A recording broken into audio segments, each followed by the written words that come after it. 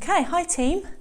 Welcome to my office and my new world of uploading myself to video for everything I'm doing, which is by far the strangest and most random thing I've ever had to do, but we are all learning together. So I hope that this technology works. You're probably far better at this than me because I expect a lot of you spend all day on conference calls and things like that. I've never had to do anything like this before, so apologies that I'm a bit rubbish at it. What I'm going to try and do is send you a copy of the agenda that I've got here, so that you've got that in front of you in case that is helpful for any of you. I don't know how clear that is, but at least it stops you from looking at my face, which is better. Okay, so we had a staff meeting this morning via Zoom, which was really cool because that was our first one. We really enjoyed it. And what we have done is taken feedback from all of you via your class reps of all the things that you have been doing at home, what's been working well, and any challenges that you've found. And then we included within that as well what's working really well for the staff, and we'll make sure that what this picks up hopefully is some of the key points from there and takes that forward.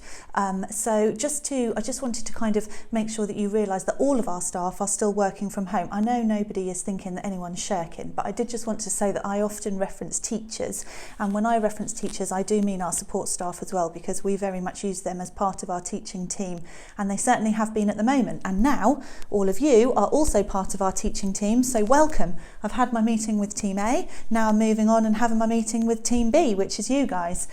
So a huge thank you, moving on to agenda item number 2, a huge thank you first of all for the way that you have really embraced and relished this home learning, because none of us were really expecting this, obviously. None of us thought that this would ever happen to us in our lives, but between us we have got an amazing team. The teachers are obviously doing a brilliant job of putting things up for you to see, and I would like to thank them for that, because it's pretty embarrassing and toe curling for us. We're really good at, larking about for the children. It's a very different thing to do it knowing that it's going to be posted and goodness knows who is going to see it. But I'm really pleased actually that you've been able to see what great fun we have every day and some of the things that actually go on, because we have a whale of a time, and now you can too. Thank you for everything that you've taken on. We have been absolutely overwhelmed by the feedback, the amount that everybody is managing to do at home, what the children are producing, how engaged everybody is. We can't thank you enough. So good job, thumbs up everybody. Some of the stuff that we talked about that came back in from parents, apart from a thank you to the teachers, which I do need to pass on in spades really, is how much you should be doing or want to do and what that should look like. So obviously this is developing all the time and will continue to do so until we get our rhythm, which probably won't be until after Easter. We're working on tricky timescales because the government are giving us information at the same time they're giving you. Please don't think we're getting anything in advance, because we are certainly not. So what they have actually said is that for now they have suspended the curriculum. We've absolutely no idea what that's going to mean in the long term. So our view is that we should keep going, keep the children engaged in education and really learning for learning's sake. This isn't about teaching them to pass tests or exams. This is about the fact that learning is such an important part of our lives and we really need to carry on with that. So what we're going to give you is a whole range of different activities that are loosely based on the key skills that we know are progressive throughout their school career, rather than trying to teach all of the content of their current national curriculum year group, because we just don't know what's going to happen with that in the longer term.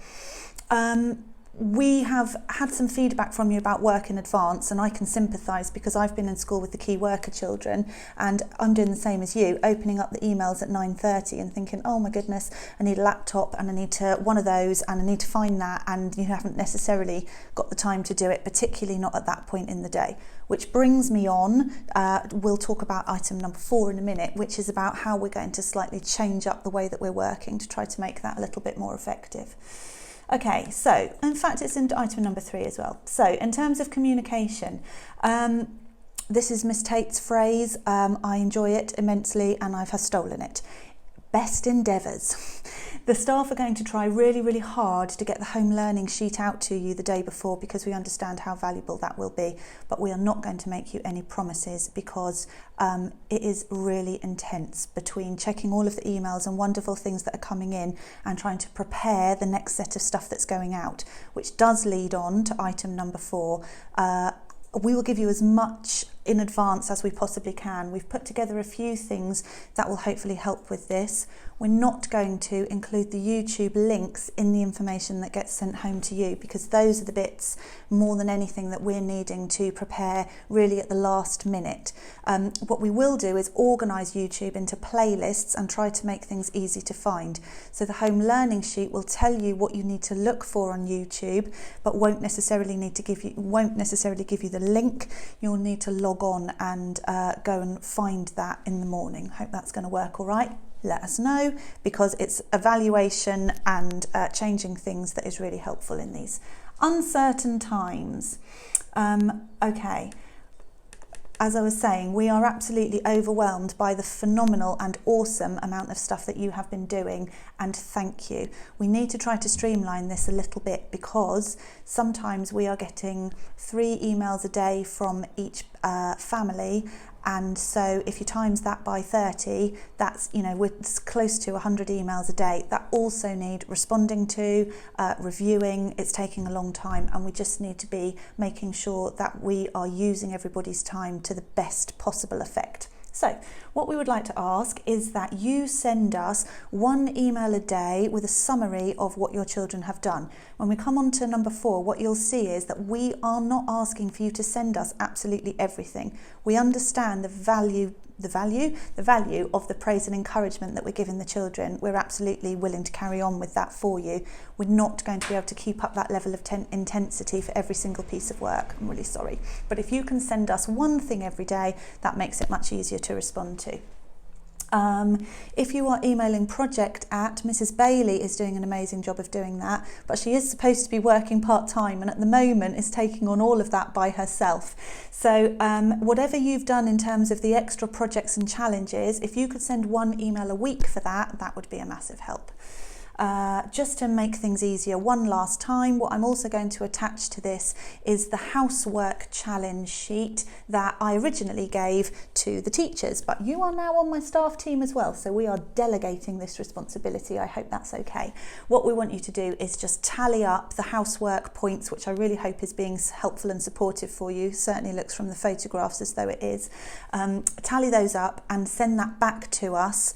And if you send it back by Wednesday night, then the teachers will tally for the Thursday. I'll record the assembly on the Thursday. The children will get that on the Friday. If they come in late, it really doesn't matter. That's absolutely fine. But if you could take that job, that would really help us out. Obviously, you'll only be filling in 1 box, because everybody in your house will either be spiders, butterflies or chicks. And you can do 1 for your family if you want to. It doesn't have to be 1 per child, because all the points go in the same pot.